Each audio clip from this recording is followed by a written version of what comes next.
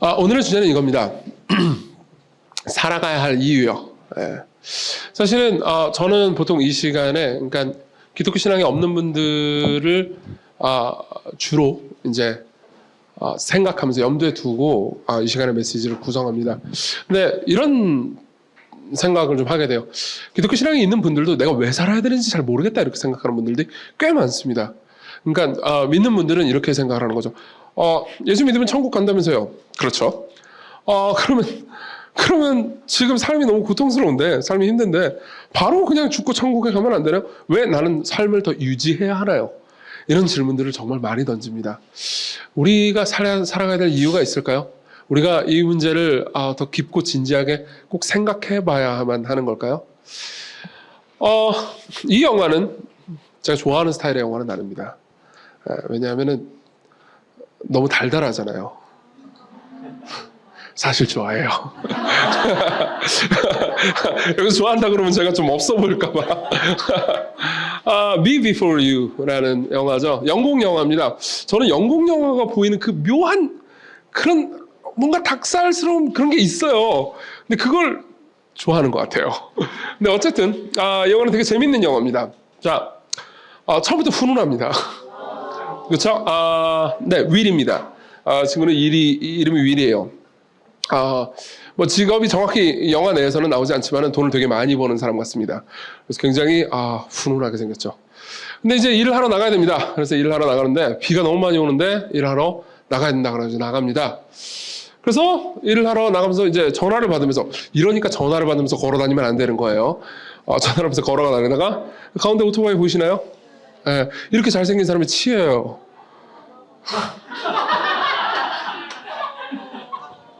아니, 잘생긴 사람이 치면 왜 이렇게 슬퍼하는 거야? 그래서 칩니다. 그래서 장애인이 됩니다. 굉장히 끔찍한 일이 벌어지죠. 이게 윌의 이야기입니다. 그 다음으로 루이자입니다. 영화에서는 계속 루라고 불러요. 루이자는 그냥 굉장히 가난한 집의 딸이고요. 그리고 대가족이 한 집에 모여 삽니다. 굉장히 가난한 거죠. 그리고 아르바이트로 가족들의 생계를 유지하고 있어요. 가족들도 변변치 않은 벌이 때문에 고생하는 것 같습니다. 그리고 루이자는요, 그나마 자신의 생계를 이어줬던 카페에서요, 이 카페가 장사가 잘 안 됐던 거예요. 그래서 정말 미안하다고 하면서 퇴직금을 받고 떠납니다. 그리고 가족들은요, 이제 화가 나죠. 퇴직금이 겨우 한 달 치급이라고? 그러면서 이제 딱 우리나라 같으면 있을 수가 없는 건데 어쨌든 간에 퇴직금이 한 달 치급이라고 그러면서 오랫동안 일해왔지만 한 달 치급여로 잘라버리는 걸 보면서 이제 화를 냅니다. 그리고 루이자는 굉장히 슬퍼하죠. 루이자의 아버지입니다. 아버지는 이렇게 말합니다. 카페 월급 없으면 우리 생활이 안 된다고. 그러니까 나가서 일해, 이런 느낌인 거죠. 그래서 가족들은 다 좀 약간 우울해합니다. 루이자는 어떤 의미에서는 거의 소녀 가장 느낌이 있어요. 근데 어쨌든 나가서 돈 벌어야 되지 않겠습니까? 그래서 돈을 벌어야 됩니다. 근데 그 와중에 루이자는 남자친구도 있습니다. 이름이 패트릭이에요. 패트릭은 그다지 위안이 되는 친구는 아닙니다. 이 보면은 육상 경기장이죠. 패트릭은 운동을 좋아해요. 근데 루이자는 운동을 좋아하지 않습니다. 루이자는 그냥 대화하고 알아가고 감성적으로 뭘 느끼는 걸 좋아합니다. 근데 패트릭은 루이자가 그렇게 위로가 되는 친구는 아니에요. 자, 어쨌든 간에 직업 소개서로 갑니다. 직업 소개로 가가지고 이제 뭐 여기저기 직업을 찾죠. 근데 좋은 직업이 하나 나온 거예요. 장애 있는 사람을 돌보는 일인데 기간은 딱 6개월입니다. 6개월을 하더라도 보수가 괜찮아요. 예. 보수가 괜찮으니까 할만하죠. 지금 당장 입에 풀칠을 해야 되는 거니까요. 그래서 이제 이 직업을 맡기로 합니다. 그래서 이제 면접을 보러 갑니다. 굉장히 루이자와 안 어울리는 이런 정장 비스무리한 옷을 입고 들어가요. 근데 이 집은 저택 같은 아주 큰 집입니다. 굉장한 부자인 것 같아요. 들어갑니다. 그래서 면접을 보죠. 이 사람은 이제 루이자가 돌보아야 하는 아까 장애인이 된 그 윌 있잖아요. 윌의 엄마입니다. 엄마가 이제 면접을 보더니 그렇게 탐탁해하진 않아요. 근데 루이자는 이제 제가 보기에는 그 MBTI를 치면 전형적인 아주 슈퍼 울트라 E예요. 굉장히 말이 많고요. 그리고 활발하고 대화를 잘합니다. 그래서 엄마가 자기 아들한테 위로가 되겠거니 하는 마음으로 장애인인 자기 아들을 돌보는 일을 시켜보려고 합니다. 그래서 해볼래요? 라고 물어봐요. 그리고 만나게 됩니다. 장애인인데도 잘생기지 않았습니까? 여전히 훈훈합니다. 어떻게 이렇게 잘생길 수 있지, 사람이? 자, 그리고 잘 보이려고 웃음을 지어 보이지만 별로 분위기는 좋지 않아요. 예. 안녕하세요, 웰테레네요. 그러면서 뭐라고 해야 될까요? 마음을 열지 않습니다. 굉장히 되게 차갑고 표현을 좀 그렇지만 재수없게 굽니다. 계속해서 재수없게 굴어요. 자, 그런 상황에서 이제 어쨌든 말을 계속 걸어요. 말했잖아요. 굉장히 이 활발한 사람이라고요. 그리고 말을 되게 많이 하고 이 활동적인 사람입니다. 그래서 계속 우리 얘기를 좀 더 많이 하면 어떻게 해요? 어때요? 그래서 이제 물어봅니다. 근데 이렇게 얘기하죠. 어머니 말씀이 당신이 좀 수다스럽다군요. 여기서는 수다를 최대한 삼가는 걸로 이러면서 이제 마음을 닫아버립니다. 그리고 루이자는 내가 여기서 뭘 하는 거지? 싶죠. 실제로 생각해보면 돌볼 것도 별로 없어요. 물리치료사인 이 남자가 하나 더 있어요. 이제 제가 여기서는 뭐 스토리 진행상 굳이 집어넣지는 않았습니다. 근데 그 남자가 웬만한 거 다 돌봐주거든요. 그렇기 때문에 자기가 굳이 뭐 할 게 있나 싶기도 해요. 근데 어쨌든 자기가 고용이 됐으니까 일은 해야 될 거 아닙니까? 그래가지고 계속 옆에서 이제 말을 거는데 그나마 말도 걸지 말래요. 그러니까 풀이 죽어버립니다. 그래도 우리의 루이자는요, 꺾이지 않습니다. 중요한 건 꺾이지 않는 마음이니까요. 그래서 옷을 예쁘게 입고 옵니다. 그래서 예쁘지 않습니까? 되게 귀엽지 않습니까? 제가 생각할 때 굉장히 귀여운데. 그리고 다음 날은 이렇게도 입고 오죠. 꽃다발을 가지고 와가지고. 하지만 그럼에도 불구하고 윌의 표정은 이렇습니다. 한숨을 푹 쉬면서 이게 먹고 이런 느낌으로 대하는 거죠. 마음을 열기가 힘듭니다. 그 와중에 윌의 집에요, 어떤 한 남녀가 방문을 합니다. 영화를 처음부터 보면 알겠지만은 여기 있는 왼편에 있는 여성 있잖아요. 이 성분은 원래 윌의 여자친구였어요. 여자친구였는데 이제 오른쪽은 윌의 친구죠. 근데 이제 윌이 다치고 나서 둘이 눈이 맞은 거예요. 눈이 맞았으면 좀 관계 손절하고 둘이서 사귀든가. 찾아와요. 찾아와가지고 뭐라고 말하냐면은 결혼하게 됐다고 이야기를 해줘요. 그래서 결혼식에 오라고 하죠. 이게 무슨 뭐 하는 짓입니까 도대체. 그리고 사실 이제 영화를 보면 알겠지만 굉장히 진지하게 이야기를 해요. 되게 안쓰럽게 보고요. 그리고 그러니까 장난치려고 놀리려고 온 건 절대 아니에요. 둘 다 친구니까요. 어쨌든 그러나 윌의 반응은 여전히 차갑습니다. 그냥 어떻게 생각하냐. 그러니까 congratulation. 그리고 끝나버려요. 아무 말도 하지 않습니다. 그렇죠. 마음이 다칠만 하죠. 사실 윌은 굉장히 괴롭습니다. 윌은 매일 아파요. 진통제와 여러 가지 다른 약들을 달지 않으면 살 수 없을 정도로 너무너무 아픕니다. 그리고 자기는 할 수 있는 게 아무것도 없어요. 그러니까 삶이 괴롭고 그리고 또 냉소적이 될 수밖에 없겠죠. 여러분들이 충분히 이해하실 거라고 생각합니다. 물론 제가 보기에 여기 앉아 계신 분들 중에서는 장애인이 없는 것 같습니다. 그래도 아마도 그러니까 그렇게 되는 마음이 그렇게 되는 거는 여러분들이 이해하실 수 있을 거라고 생각합니다. 하지만 이제 루이자는 화가 났어요. 루이자는 이렇게 윌이 계속해서 이 까칠하게 구는 걸 보면서 견딜 수가 없습니다. 그래서 계속해서 여러 가지로 설득하는데 계속 마음을 닫으니까 이렇게 얘기해줘. 당신이 걱정되거나 좋아서 그러는 게 아니고 나는 돈이 계속 필요하다. 그리고 난 당신을 돌봐야 된다. 당신이 이렇게 협조적이지 않으면 난 너무 힘들다라는 얘기를 이제 해냅니다. 사실 제 생각에는 윌은 계속해서 부자로 살아왔던 것 같아요. 그래서 돈이 필요해서 일을 어쩔 수 없이 해야 되는 이 루이자의 상황을 윌이 보면서요. 좀 안쓰럽게 여겼던 것 같습니다. 제가 해석하긴 그래요. 그러더니 갑자기 그러니까 루이자의 마음을 좀 받기 시작합니다. 윌이요. 그래서 영화를 보자고 해요. 그냥 집에서 영화를 보자고 합니다. DVD를 틀어서요. 그래서 영화 보기 좋은 날씨입니다. 이렇게 하면서 같이 영화를 보죠. 영화 되게 재밌게 봐요, 둘이. 그러면서 이제 둘은 조금씩 친해집니다. 친구가 되죠. 자, 그리고 이제 이 친구의 옆에 있는 물리치 트레이너예요. 근데 윌이 조금씩 변하는 걸 보면서 주변 사람들이 놀라기 시작해요. 루이자가 계속해서 따뜻하게 대해줄 뿐만 아니라 친구가 되니까 윌이 이제 조금씩 웃기 시작하죠. 그 루이자하고 윌은 점점 더 친해집니다. 그래서 이렇게 면도도 해주고요. 이 지점까지 계속해서 수염을 안 갖고 있었거든요. 그래서 면도를 직접 해줍니다. 저는 이 장면이 되게 무서웠어요. 왜냐하면 면도 잘할까 싶어가지고 이렇게 이렇게 깎는데 피나지 않을까 되게 뭐 쓸데없는 걱정이긴 했지만 어쨌든 그랬습니다. 근데 사실 윌의 상황에서는 그렇게 간단한 건 아니었습니다. 루이자는 윌의 부모가 둘이 대화하는 걸 몰래 엿듣게 됩니다. 사실은 윌은 자기의 삶이 너무 고통스럽고 괴로워서 안락사를 하고 싶어 합니다. 스위스로 가서요. 영국에서는 안락사가 합법이 아니거든요. 그래서 스위스로 가가지고, 그러니까 이제 삶을 끝내고 싶어 합니다. 그리고, 아빠는요, 윌의 아버지는 그걸 찬성합니다. 어차피 그의 선택 아니냐? 윌이 원하는 거라고, 이렇게 이야기를 해주죠. 근데 엄마는, 이 표정 보세요. 엄마는 받아들일 수 없죠. 예. 아무리 아버지가 설득을 해도 엄마는 받아들일 수 없습니다. 너무 고통스러워요. 그리고 루이자는요, 그걸 몰래 엿들으면서요, 자기가 왜 이 집에 고용됐는지 진짜 이유를 알게 되죠. 그리고 동생한테 이야기를 합니다. 돈이 절실하긴 해도 이건 못하겠다고. 나는 자살 감시반으로 고용된 거라고.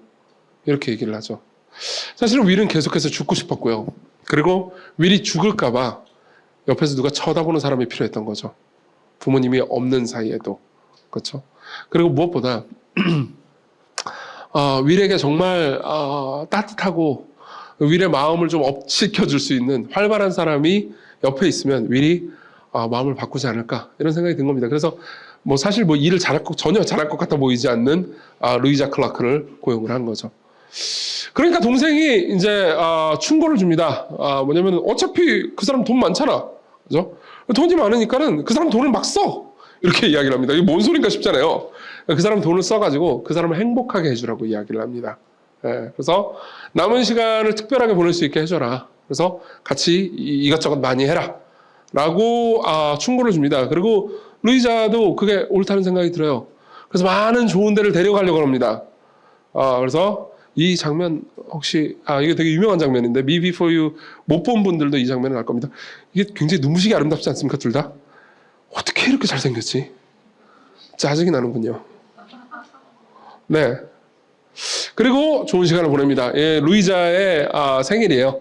생일인데 루이자가 이런저런 얘기를 하다가 자기가 이런 양말을 좋아한다고, 이런 긴 양말을 좋아한다고 이제 지나가듯이 얘기한 적이 있거든요. 근데 여러분 그거 있죠. 감동적인 선물이라는 게 그 지나가듯 슬쩍 얘기한 걸 기억했다가 딱 좀 그게 제일 감동적이잖아요. 그래서 이제 엄청 좋아합니다. 예. 그리고 사실 이제 다 우리가 장면을 볼 수 없어서 너무 안타까운데 이 상황에서 이제 패트릭 남자친구 있었다고 그랬잖아요. 패트릭은 이상한 선물을 줘요. 그래서 쓸데없이 패트릭의 질투를 사죠. 사실 이 영화가 약간 마음에 안 드는 구석이 지금부터인데, 근데 어쨌든 루이자는 이때부터 윌하고 사랑에 빠지기, 남자친구 있는데 사랑에 빠지기 시작합니다. 뭔가 지금부터는 살짝 불편하긴 한데 이거는 하여튼 불편합니다. 그래도 이야기는 진행시켜 나가보도록 하겠습니다. 그리고 루이자가 설득을 해요. 설득을 하면서 결국은 윌하고 루이자는요, 그 친구 있죠? 그 둘이 결혼한다는 그 친구의 결혼식을 갑니다. 네, 둘이 같이 가요. 그것도 당당하게. 루이자는 엄청 예쁘게 꾸며가지고 눈부시게 아름다운 모습으로 나타나고요. 그리고 윌을 데리고 결혼식에 당당하게 등장하죠. 그리고 결혼식에서 이제 되게 아름다운 미러들을 나눕니다. 그거 알아요? 클라크. 그러면서 이 루이자한테 이 남자가 하는 말이에요. 아침에 눈을 뜨고 싶은 그 다음 대사가 뭘 것 같아요? 야! 왜 안 돼? 근데 야! 유일한 이유가 당신이라는 걸. 이거 아니에요? 네, 이런 남자가 이런 얘기를 해주면 그만할게요. 근데 점점 영화 설명을 하는데 짜증이 나는 건 이유가 뭘까요? 그래서 같이 떠나자고 합니다. 네. 그래서 둘이 여행을 갑니다. 뭐 중간 뭐 다 건너뛰고요. 여행을 가요. 여행을 가면서 루이자는 진짜 하고 싶은 이야기를 시작합니다. 뭐라고 그러냐면 다 알고 있는 거죠. 루이자는 당신이 스위스로 가고 싶은 거 알아요. 당신이 삶을 끝내고 싶은 거 알아요. 그렇지만 이게 당신이 원하는 삶은 아니었다는 거를 내가 알지만 그런 내가 당신을 행복하게 해줄게요. 뭐죠? 죽지 말라는 거죠. 사실 영화를 보면요, 그러니까 윌 본인을 제외하고 모두가 위를 사랑하는 사람들이 전부 다 윌이 계속 살아있기를 바랍니다. 존재만으로 가치 있는 사람이니까요. 그래서 계속해서 살아있기를 바라서, 그리고 특히 루이자가 사랑에 빠졌잖아요. 사랑에 빠진 사람이 죽기를 바라는 사람이 이 세상에 어디 있어요. 그래서 내가 당신을 행복하게 해줄 테니까, 당신이 계속 살아있어야 할 이유를 제공해 줄 테니까 죽지 말아요 라고 이야기를 해줍니다. 하지만 윌은 말합니다. 나는 이렇게 못 산다고요. 네. 여기서 끝내야 된다고. 저는 이 말이 너무 마음을 후벼 팠는데요. 대사 중에 고통과 피곤함도 지겹고 아침마다 죽기를 바라며 깨는 것도 싫다고요.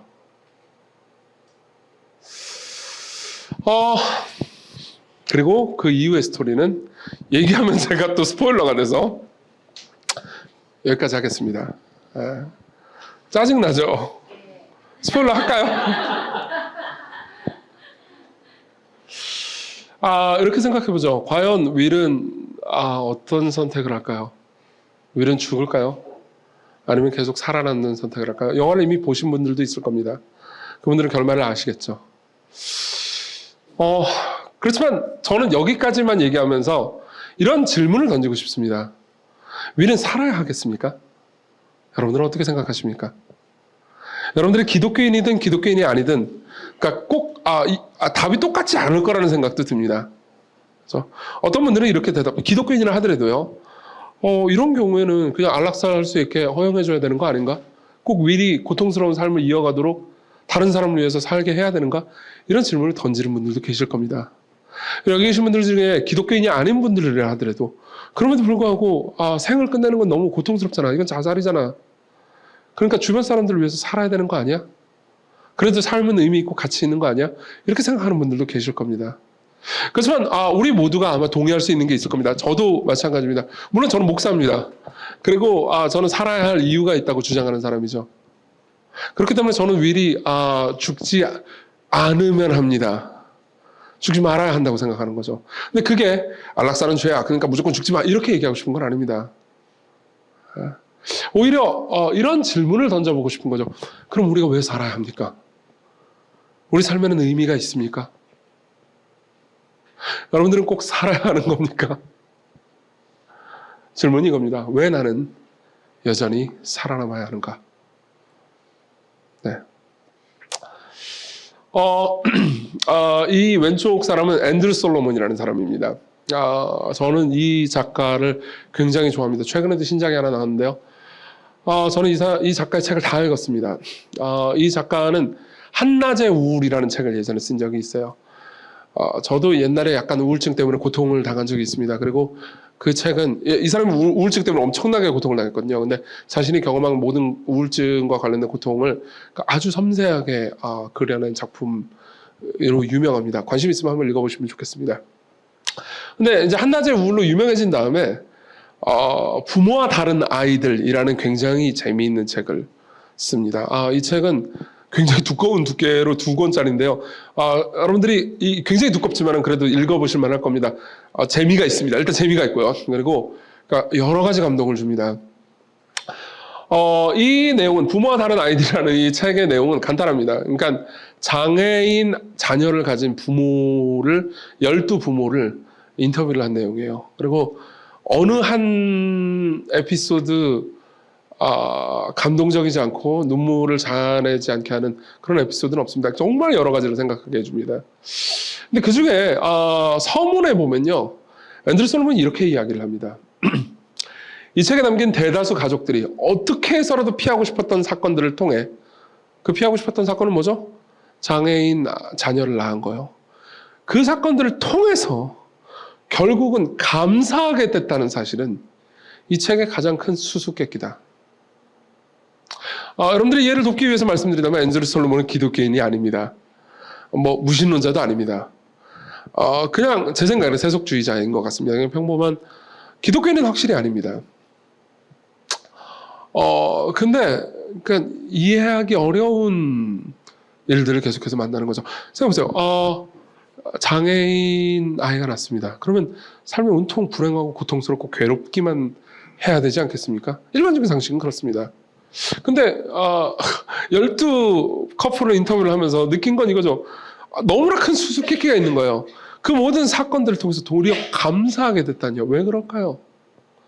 그 중에서 충격적인 부모 하나의 이야기를 좀 소개해드리죠. 아이가 장애인이라는 것을 임신 단계부터 알게 된 부모입니다. 사라, 이름이 세라예요.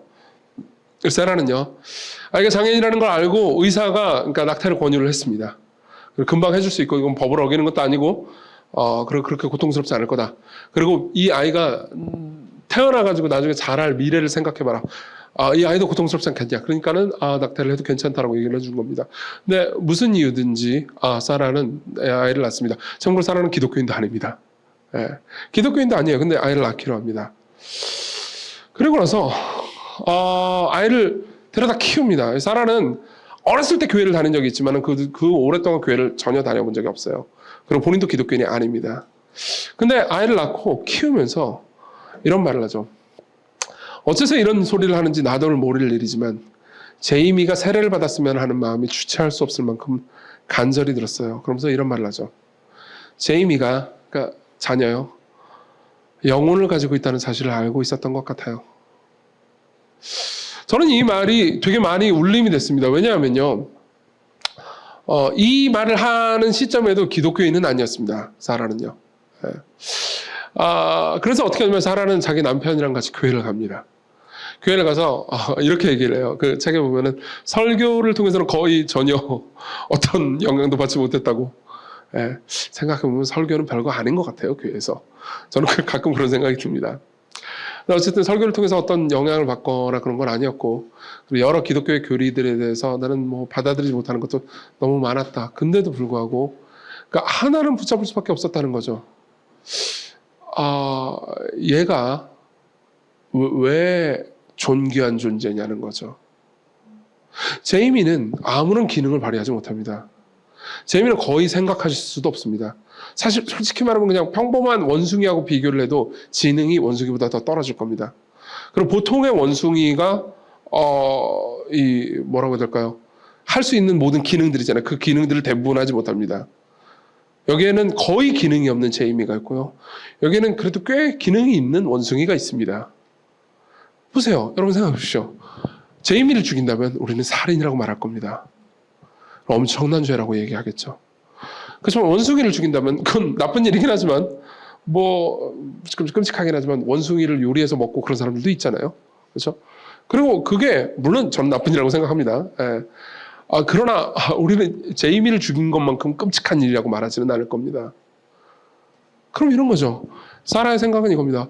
그럼에도 불구하고 제이미가 살아야 되는 이유는 뭘까요? 제이미가 존귀하다고 말할 수 있는 이유는 뭘까요? 생각하는 거죠. 이 아이가 영혼이 아니라면 답은 없는 거죠. 근데 직감적으로 이 아이는 영혼이라는 걸 알게 되는 겁니다. 그래서 세례를 꼭 받게 해주고 싶은 거죠. 그 이후로 이 부부가 계속해서 기독교인으로 남았는지 아니면 회심을 했는지 저는 그건 모릅니다. 왜냐하면 그 책에 그 내용은 안 나오거든요. 하지만 여러분들은 기독교인이든 기독교인이 아니든 사라가 한 이 말을 공감하실 수 있을 겁니다.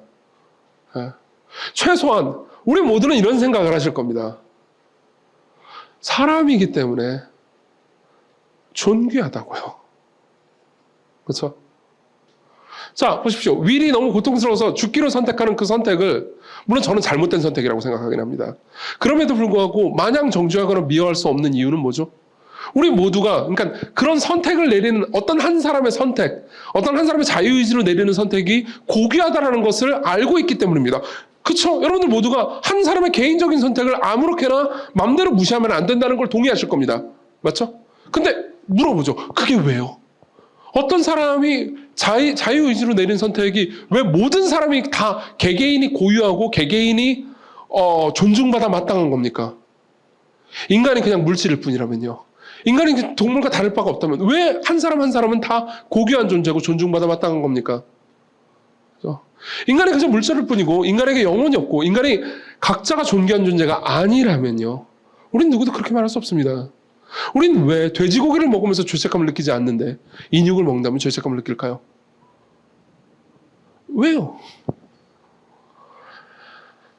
이 문제는 생각보다 훨씬 복잡합니다.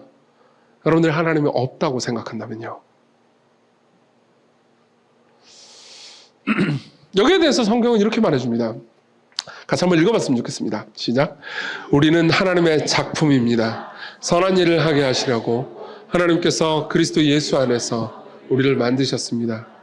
하나님께서 이렇게 미리 준비하신 것은 우리가 선한 일을 하며 살아가게 하시려는 것입니다.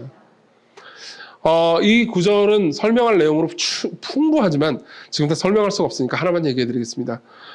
물론 이 이야기는 이제 예수 그리스도를 믿는 사람들에 관한 문맥상 그 이야기이긴 합니다. 근데 모든 보편 인간들에 대해서 적용해도 크게 틀리진 않을 겁니다. 여기서요, 우리는 하나님의 작품입니다라고 번역된 이 작품이라는 단어 있잖아요.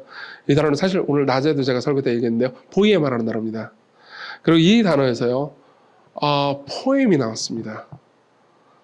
혹시 영어로 포엠이 무슨 뜻인지 아시죠? 네, 시죠. 시요. 보십시오. 성경은 이렇게 얘기하는 셈입니다. 우리 모두가요, 하나님이 만든 작품이라고요. 우리 모두가 하나님이 만든 예술품이라고요. 자, 이렇게 생각해보죠. 모든 어떤 물건들은요, 보통 쓸모를 생각합니다. 맞죠? 네. 망치가 있어요. 저는 왜 맨날 망치를 예로 드는지 모르겠는데. 망치가 못이 잘 안 박히잖아요. 그럼 얘는 쓸모가 없습니다. 얘는 그러면 어떻게 되죠? 쓰레기통으로 갑니다. 근데 예술품은요, 쓸모가 없어도 쓰레기통으로 가지 않습니다. 그렇죠? 누가 저한테 꽃다발을 줬다고 합시다. 제 입장에서는 쓸모에 있어서는 꽃다발과 쓰레기는 차이가 없습니다. 그러나 저는 절대로 꽃다발을 버리지 않습니다. 왜 그렇죠? 아름다우니까요. 여러분, 모든 물건, 모든 존재를요, 우리는 쓸모에 의해서만 결정하지는 않습니다. 어떤 존재는요, 그게 쓸모가 전혀 없어도 아름답다는 이유만으로 그 존재의 가치가 예술품이기 때문에 존재해야 되는 이유가 있는 겁니다. 보세요, 장애인입니다. 왜 존재해야 되죠? 인류에 전혀 기여 못할 거 아닙니까? 가족들에게 피해와 힘들과 고통을 안겨다 줄 거 아닙니까? 그 의사가 말했던 것처럼 차라리 안 태어나는 게 나은 거 아닙니까? 그렇지만 우리 모두 직관적으로 알고 있습니다. 사실 성경이 말하는 바를 여러분들이 기독교인이든 기독교인이 아니든 어느 정도 감지하고 있는 셈일지도 모릅니다. 우리 모두가 그렇게 쓸모로 평가받을 수 있는 존재가 사실은 아니라는 걸, 사실은 우리 모두가 예술품일지도 모른다는 걸 성경은 그렇게 말합니다. 모든 인간은 사실 하나님께서 원래 예술품으로 만들었다는 걸요. 왜 살아야 합니까? 저는 여기에 대해서 이런 주장을 내세우고 싶습니다. 은혜의 존재요. 물론 우리 모두가 예술품이기 때문에 살아야 될 이유는 충분하다고 생각하지만 여기 하나를 덧붙이고 싶습니다. 은혜요. 은혜요. 사실 저는 이 시간에 은혜에 대해서 되게 많이 말했습니다.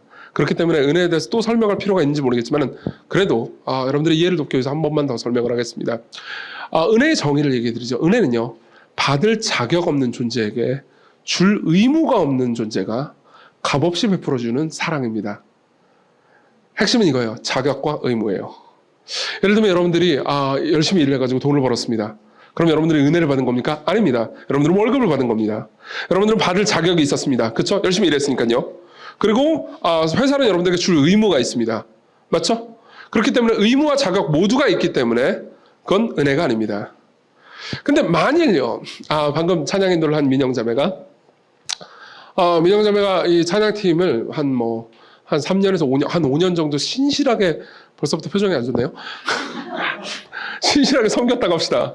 그러다가 민영자매가 다른 어떤 부르심이 있었어요. 그래가지고 이 찬양팀을 그만두게 됐다고 합시다. 그러면 이제 그동안 찬양팀이 많이 늘어났어요. 근데 이제 5년 동안 찬양 인도를 신실하게 섬겨주는 민영자매가 너무 고마울 거 아닙니까? 찬양팀 입장에서는. 고맙다고 해주세요. 고마울 거 아니에요? 그래서 이렇게 찬양팀이 생각을 했습니다. 우리끼리 돈을 좀 걷자. 조금씩이라도 걷어가지고 우리 민영 언니가, 민영 누나가, 민영이가 이렇게 수고해 준 거에 대해서 선물을 하나 해주자. 이렇게 했다고 합시다. 그럼 이건 은혜인가요? 물론 주는 사람들은 줄 의무가 없었습니다. 맞죠? 그렇지만 받은 사람들은 받은 자격이 있었죠. 이건 은혜라고 말하지 않습니다. 호의라고 말하죠. 맞죠? 그럼 은혜는 뭘까요? 보세요. 제가 저 옆방에 있는 사람이 있는데 옆방에 있는 사람들이 맨날 소리를 지르고 막 고래고래하고 이상한 냄새 풍기고 나를 고통스럽게 괴롭혔습니다. 근데도 불구하고 그 사람을 사랑하는 거예요. 그 사람이 아파요. 그래가지고 아유 불쌍하다 그러면서 죽을 써가지고 갖다 줍니다. 받는 사람은 받을 자격이 없습니다. 주는 사람도 줄 의무가 없죠. 그러나 주었어요. 이걸 은혜라고 말합니다. 성경은요, 하나님께서 우리에게 베푸시는 것을 은혜라고 부릅니다. 성경은 모든 사람들이 하나님의 지은 바가 됐는데 하나님 만드신 거예요. 사람들은 하나님을 거부했다고 말합니다. 배은망덕하죠? 근데도 불구하고 하나님은 줄 의무가 없으셨습니다. 근데도 사랑을 줬다고 말하는 거죠. 이걸 잘 나타내주는 말씀이 있습니다. 에스겔, 그렇게 유명한 말씀은 아니에요. 근데 너무나 아름다운 말씀이기 때문에 여러분들이 이 말씀 한번 들으면 거의 잊지 못할 겁니다. 에스겔 16장이에요. 에스겔 16장 배경을 얘기해 드릴게요. 에스겔 16장은 이스라엘을 아기로 비유합니다. 갓난아기요. 그리고 이 아기는요, 전 문맥에 보면요, 우상숭배를 계속했습니다. 그리고 그 우상숭배를 계속했기 때문에 우상에 의해서 낳은 자식이라고 말합니다. 근데 그 부모는요, 자기 그 우상인 그 부모는 이 아기를 버린 거예요. 그러면 보세요. 갓난아기가 버림당하면 어떻게 되는 거죠? 죽어요. 갓난아기가 버림당하면 죽습니다. 근데 하나님께서는 이렇게 말씀하십니다. 네가 태어난 것을 말하자면 네가 태어나던 날 아무도 네 탯줄을 잘라주지 않았고 네 몸을 물로 깨끗하게 씻어주지 않았고 네 몸을 소금으로 문질러주지도 않았고 네 몸을 포대기로 감싸주지도 않았다. 무슨 말이냐면 네 부모가 너를 버렸다는 거죠. 네가 좋아하던 그 우상이 사실은 너를 버렸다. 이 모든 것 가운데서 한 가지만이라도 너에게 해줄 만큼 너를 불쌍하게 여기고 돌봐준 사람이 없다. 오히려 네가 태어나던 바로 그날에 사람들이 네 목숨을 천하게 여기고 너를 내다가 들판에 버렸다. 이건 사실 당시에 가끔 있던 일이기도 했습니다. 당시에 몰렉이라는 우상을 섬기는 사람들이 있었습니다. 그리고 몰렉 신앙을 섬기는 사람들은 갓난아기를, 그러니까 남자거나 혹은 귀족의 자식이 아니잖아요. 그러니까 여자거나 천민의 자식이면 갓난아기를 그냥 버리기도 했습니다. 예. 그리고 들판에서 그렇게 우는 아기를 내어버려 두는 일은 흔한 것까지는 아니었지만 종종 있는 일이었죠. 그리고 하나님이 이렇게 말씀하십니다. 같이 읽어볼까요? 시작. 그때 내가 네 곁으로 지나가다가 핏덩으로 버렁거리는 너를 보고 핏덩이로 누워있는 너에게 제발 사람만 달라고 했다.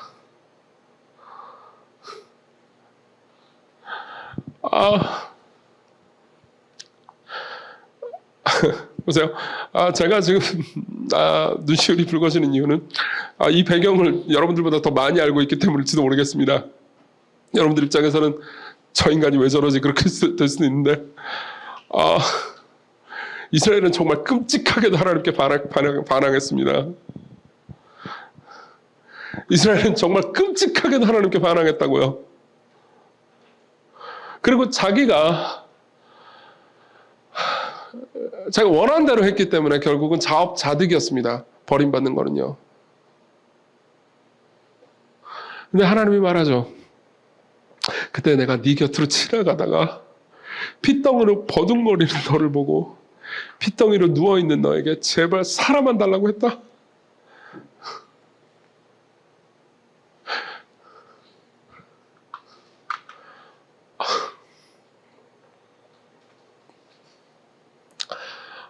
집에서 다 울었는데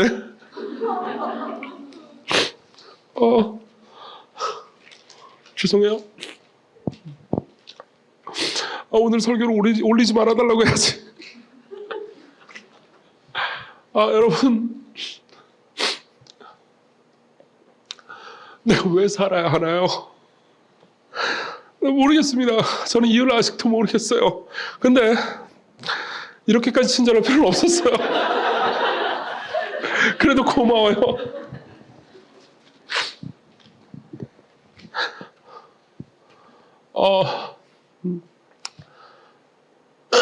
그 다음 말을 해야 되는데 우리가 아까 부른 노래 있잖아요. 노래에 보면요 3절 가사가 있습니다. 사실 부르진 않았어요. 가사는 이런 말이 있죠. 내가 살아야 할 이유 찾았네. 나의 삶을 모두 주께 드리는 것. 그가 날 위해 모든 걸 주셨듯이 나 이제 주 위에 살리라. 저는 이유를 설명은 못하겠습니다. 이유를 설명은 못하겠습니다.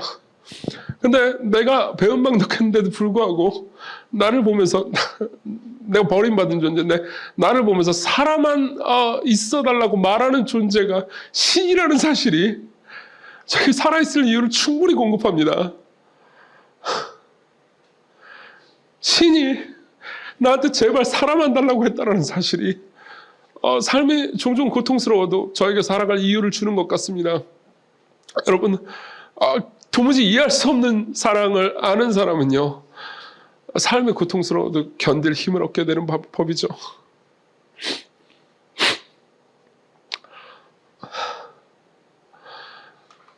그리스도인들 여러분들은 이런 생각이 들 수 있습니다. 아마도 제가 아까 얘기했죠. 어차피 지금 삶이 너무 고통스러운데 어차피 난 죽으면 천국 가잖아요. 예수 믿으면 천국 간다면서요. 그럼 왜 내가 더 삶을 살아야 되나요? 그냥 죽으면 안 되나요?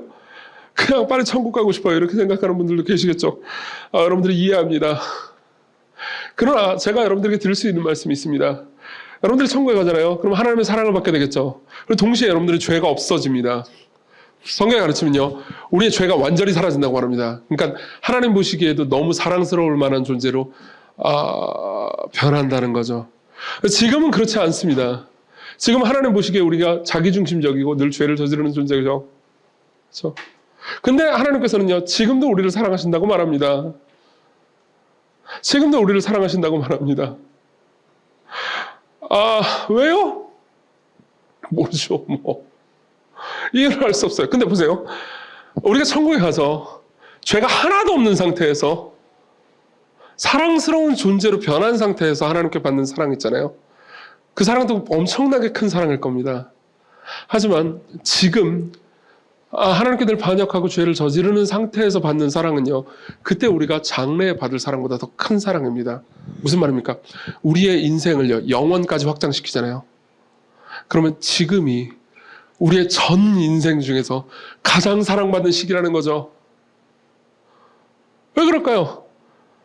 사랑받을 만한 짓을 전혀 안 하는 존재를 사랑하는 것이 사랑받을 만한 존재를 사랑하는 것보다 훨씬 어려운 일이니까요. 그렇기 때문에 하나님께서는요, 지금 우리를 사랑하는 것이 훨씬 더 어려운 사랑을 하고 계신 겁니다. 너무나 고통스러운 사랑을 하고 계신 겁니다. 자신을 배신한 존재에게 사랑만 달라고 말하는 것은 그분께 굉장히 고통스러운 사랑입니다. 그걸 성경은 은혜라고 말합니다. 우리는 받을 자격이 없는데 그분은 계속해서 주시는 거죠.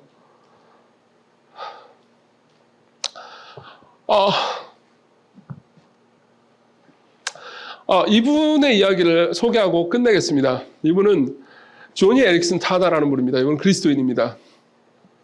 이분은 17살에 사고가 났습니다. 사고가 나서 병원에 계속 누워 있었죠. 이분이 그리스도인이라 하더라도 자신이 왜 살아야 되는지에 대한 이유를 찾기 힘들었습니다. 삶이 너무나 고통스럽기 때문에 빨리 죽고 싶었죠. 그래서 말합니다. 나를 죽게 도와줘, 제키. 친구예요. 약을 좀 갖다 든지 면도라도 좋아. 난 이렇게 무서운 몸속에 살 수 없어.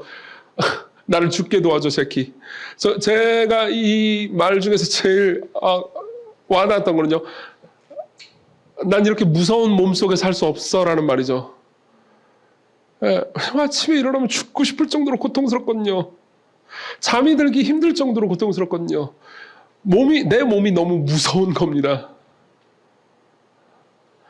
제키는 조니의 그런 상태에도 불구하고 그 말을 들어줄 수 없었다. 당연히 없었겠죠. 그래야 조니는 또 하나의 비참한 사실을 배웠다. 너무도 무력해서 스스로 죽을 수도 없다는 사실 말이다.